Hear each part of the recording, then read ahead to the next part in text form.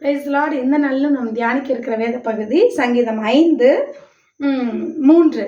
கர்த்தாவே, காலையிலே என் சத்தத்தை கேட்டருளுவீர், காலையிலே உமக்கு நேரே வந்து ஆயத்தமாகி காத்திருப்பேன். காலையில் ஆண்டவரை தேடுறது ரொம்ப அவசியமான காரியம். முதலாவது கர்த்தரை தேடணும். எந்திரிச்ச உடனே செல்ஃபோன் எடுத்து பார்க்கக்கூடாது. எந்திரிச்ச உடனே அவையே போய் கிச்சனுக்குள்ளே பூந்துடக்கூடாது. பெண்களாக இருக்கிறவங்களா இருந்தாலும் சரி, ஆண்களாக இருந்தாலும் சரி, படிக்கிற பிள்ளைகள் யாராக இருந்தாலும் சரி, எழுந்து உட்கார்ந்து ஒன்றை ஸ்தோத்திரம் பண்ணி அதுக்கப்புறம் பல்வேளைக்கு முகம் கழுவிட்டு தேவசமத்தில் உட்கார்ந்து பைபிள் வாசித்து ஜெபம் பண்ணி தான் அந்த நாளை துவங்க வேண்டும். ஏனென்றால் காலையில் என் சத்தத்தை கேட்டருளுவீர். கர்த்தர் நம்முடைய சத்தத்தை காலையில் கேட்பார் அப்படின்னு வசனம் சொல்லுகிறது. அது மட்டும் இல்லை, காலையில் நான் நமக்கு நேரே வந்து ஆயத்தமாகி காத்திருப்பேன். ஒரு நாளை துவங்குறதுக்கு முன்னாடி நமக்கு ஒரு பிளான் வேணும் இல்லைங்களா?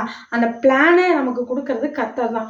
ஆண்டுகிட்ட கேட்டோம்னா, ஆண்டர் இந்த நாளில் இதை செய்ய, இதை செய்யாத, இங்கே போ, இதை பண்ணு அப்படின்னு சொல்லி நமக்கு ஆலோசனை கொடுப்பார். ஆகவே நீங்கள் ஆண்டோடைய ஆலோசனையை கேட்டு நடக்கணும். 2 வகையாக நீங்கள் ஆண்டுகிட்ட பேசலாம். ஒன்று, நீங்கள் ஜெபத்தின் மூலமாக நீங்கள் ஆண்டவர்கிட்ட பேசுகிறீங்க. வேத வசனத்தின் மூலமாக ஆண்டவர் உங்கள் கூட பேசுவார்.